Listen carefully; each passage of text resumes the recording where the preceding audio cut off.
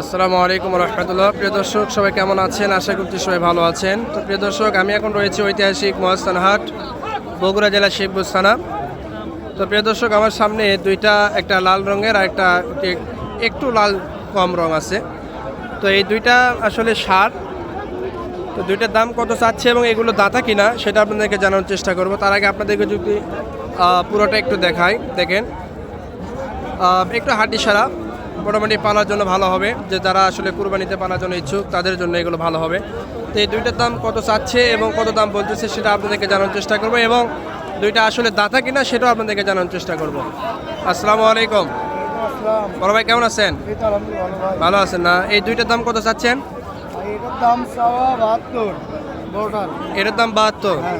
এই লাল যেটা বেশি একটু না, এটার দাম 72 চাচ্ছেন। আর তারপর একটা এর দাম 56।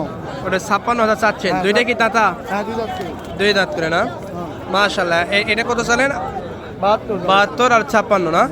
মাশাআল্লাহ।